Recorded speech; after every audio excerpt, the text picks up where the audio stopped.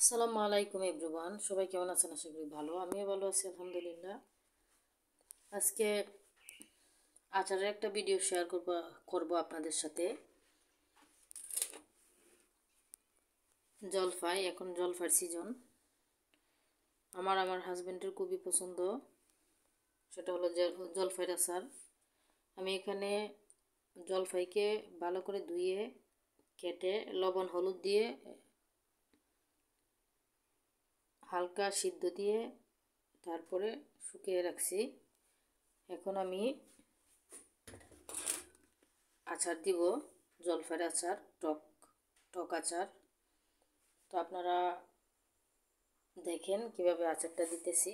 প্রথমে আমি কড়াইয়ের মধ্যে তেল দিয়ে দিলাম, সরিষার তেল।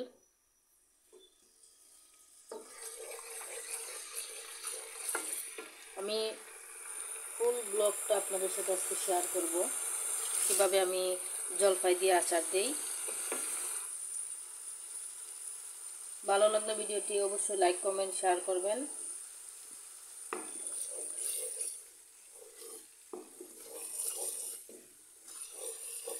প্রথমে আমি সরিষার তেল দিয়ে দিলাম, তার মধ্যে দিয়ে দিলাম রসুন বাটা,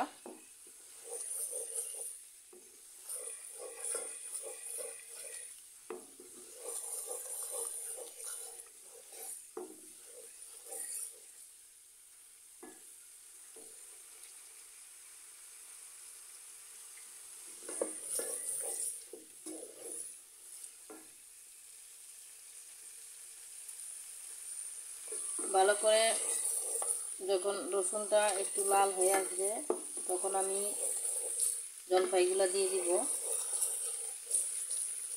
তো জলপাইয়ের মধ্যে আমার উপকরণ কী কী লাগবে সেটা হলো যে শুকনো মরিচ, মেথি, তারপরে হাফ লিটার ভিনেগার,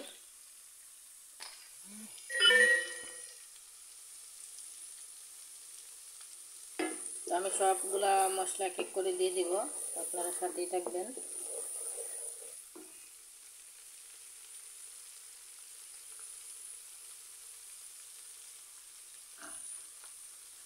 আমি এখন জলপাইগুলো দিয়ে দিব।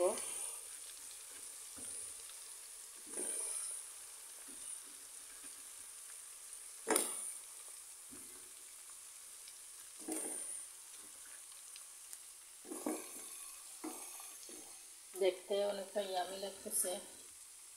এই আচারটা ডাল, গরুর মাংস সব কিছু দিয়ে খাওয়া যায়।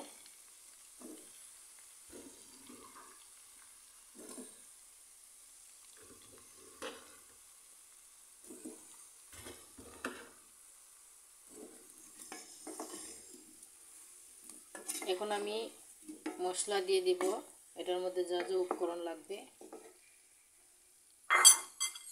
প্রথমে আমি দিয়ে দিব মেথি, যেহেতু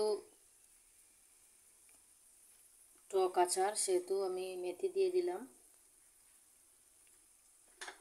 তারপর আপনারা অ্যাড করতে পারেন আপনাদের যে যতটুকু জাল খাবেন, জাল পছন্দ করেন সে পরিমাণ। মরিচের গুঁড়ো,